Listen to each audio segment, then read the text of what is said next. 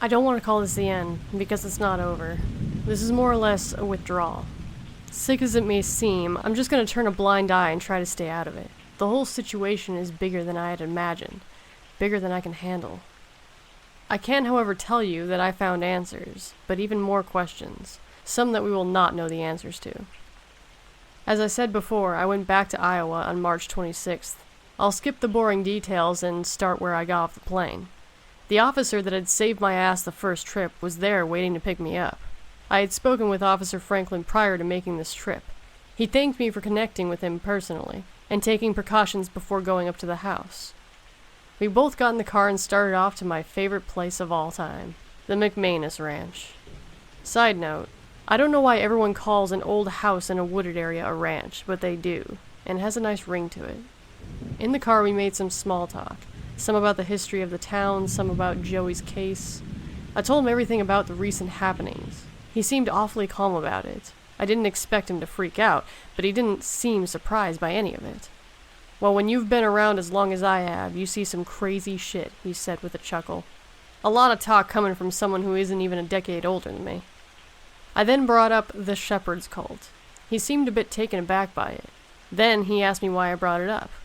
I told him that they were supposedly stalking my brother, and that it might have had something to do with his death. He replied with, "Legends don't kill people." "So you've heard of them?" I asked. "Yeah, but there's nothing to it," he said with a bit of aggression in his voice. "Well, can you help me understand what this myth is?" I said in a smart-ass tone.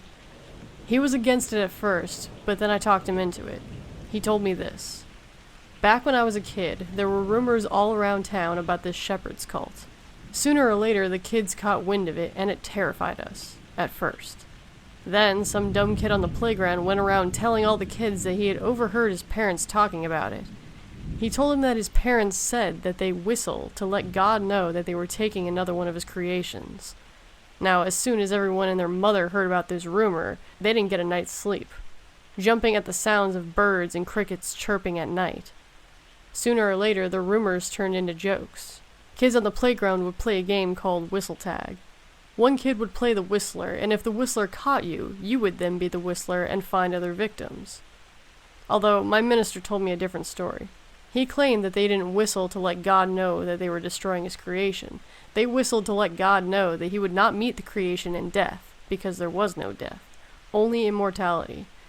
He then brought up Josiah. We weren't even allowed to say his name in my house. He was the second devil to my parents and the ministers. He felt that God took his brother from him, so Josiah would take God's creations away from him, and heaven seemed like hell to Josiah, who prayed to no other than Lucifer.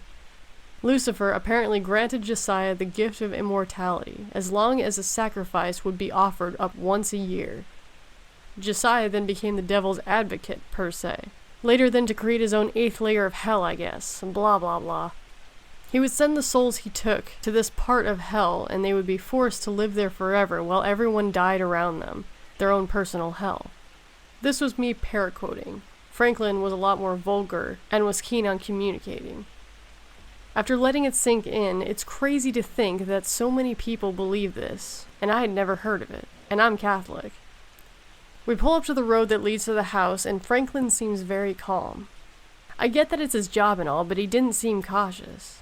Meanwhile, I'm looking around so fast I'd gotten whiplash. "No sign of them?" he asked. "Nope," I said. "Well, keep looking." "Thanks, Frank. I was gonna do the opposite of that." I didn't actually say that, of course. Frank was the only thing keeping me safe at the moment. Pulling up to the house, I for the first time felt like I wasn't being watched. It was a good feeling. I wish I could feel it all the time. I got out of the car, then suddenly a thought popped into my head. What was I doing here? I wouldn't regret anything. It was a legitimate question. What am I doing here? I hadn't really thought about why I came back. I guess I figured the answers would plop into my lap. Answers are going to get me killed one of these days. "So, what now?" Frank asked. I told him I was going to check out the house. He obliged and stated that he would stay in the car. "Hope they aren't in the house or anything, Frank," I said to myself. Opening the door, I took one last breath of fresh air and stepped in. The house smelled damp and moldy. Dust was everywhere, which I'm glad for, because it let me know that someone had been in here. Multiple footprints and shoe prints laced the floor, so many to the point that I couldn't follow them. I began my search in the attic. I'm sure that's where Joey put all of the previous owner's items. No luck. The attic was empty. I searched the second floor and again, no luck. On ground floor, I started to shift through some of the filing cabinets that were in the back den area. Bingo. I came across a file that had information about John and Rose McManus. Not much, but it's something. It contained basic information, such as social security numbers and birth dates, stuff that probably should have been shredded.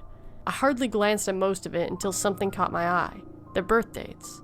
John McManus was born October 12, 1856, and Rosemary Martin born July 19, 1859. That's impossible. Harry stated that his grandparents died in the 80s. They would have been over 120 years old. This must have been some sort of mistake or misconception. There's no way that these documents were genuine. I tossed them in my bag for later. I started to walk outside to show Frank, but something caught my eye. About 10 feet from me was a bookshelf. I had seen the bookshelf before, but this time there was a dust trail leading to it. The dust around the bookshelf implied that it had been moved. Secretly hoping for nothing to be behind the bookshelf, I swiftly moved it out of the way, my hopes again crushed. Behind the bookshelf contained a large metal door with no doorknob. Instead, you opened it by pulling a lever on the door from left to right. I pulled the lever to the left, and the door opened inward, almost causing me to fall down the steep and dark staircase. I immediately got hit with a horrible smell, one that you would come across if your meat freezer broke in the middle of the summer. While deciding what to do with this, the choice was made for me when all of a sudden I hear gunshots. I peered around the corner to see one of the masked men unloading what I assumed to be Frank's revolver into Frank's skull. I didn't have time to think. More men were about to rush the house, so I stepped into the newly discovered staircase. I moved the bookshelf back and closed the door shut, lever and all. While slowly accepting the fact that I was trapped, I pulled the flashlight up on my phone and gave me some insight as to how deep this staircase went. It was steep as well. The stairs went for about 3 floors worth, and were as dark as night. I had to quietly inch my way down, not trying to make any of the stairs creak. As I arrived at the bottom, I made out a dimly lit room. The first thing I saw was a toilet. I assumed that it was some sort of bomb shelter or tornado bunker, which was good news for me, because it meant that there must be an exit. After looking around this fairly large room, I found a bathtub.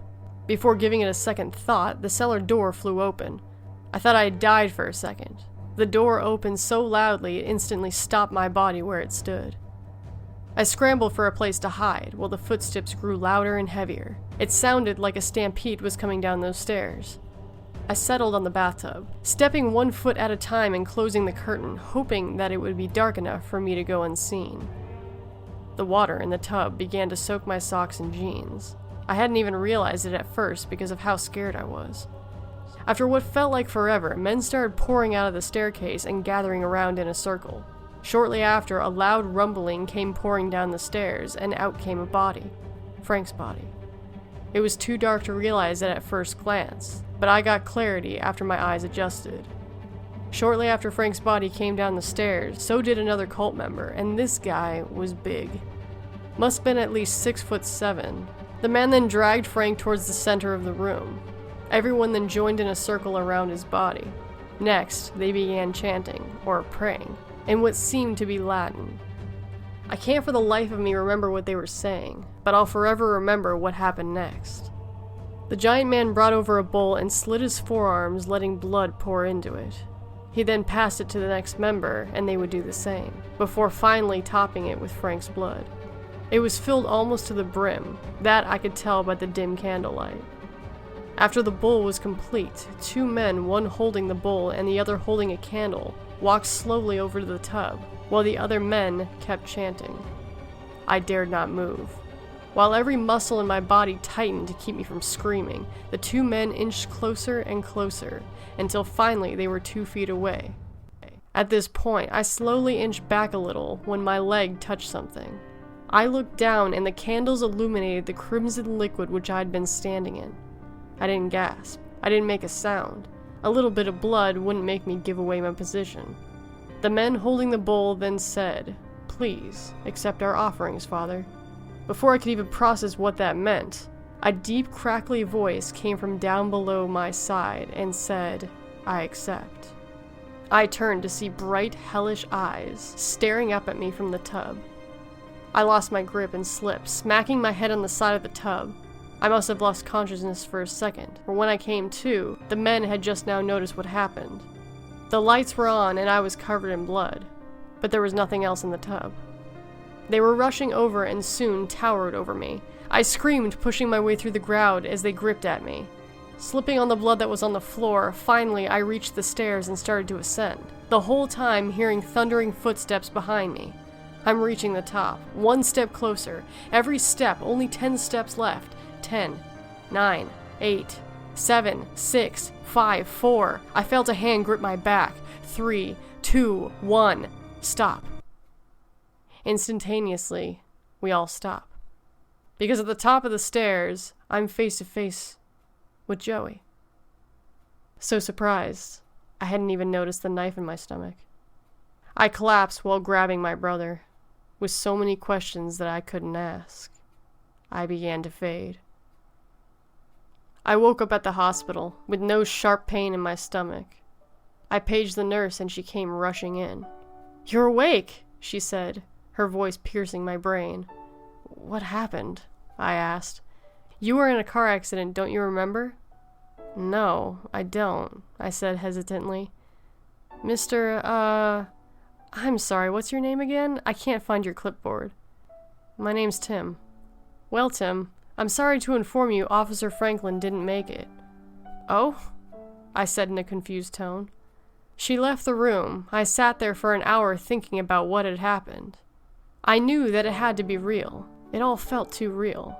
But I had no knife wound, only a headache. I recovered after a few days and soon left the hospital. A taxi took me to a rent lot where I had rented a car to get me around town before I left. There was only one thing I needed to do. I turned onto that long road that would lead me to the shepherd's barn, and began to think deeply about if what had happened was real. All thoughts were interrupted as I turned into the driveway belonging to the pile of ash which was once the McManans' ranch. Can't say I'm upset to see it this way, but I'm not.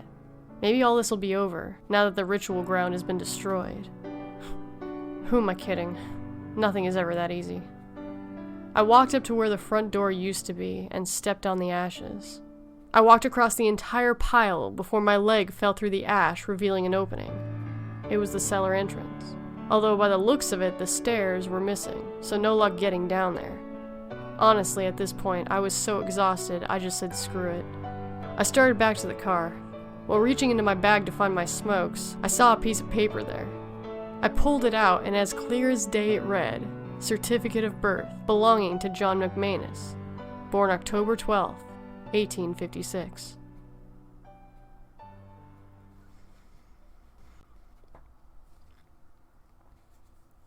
Hi everybody, and thanks for listening.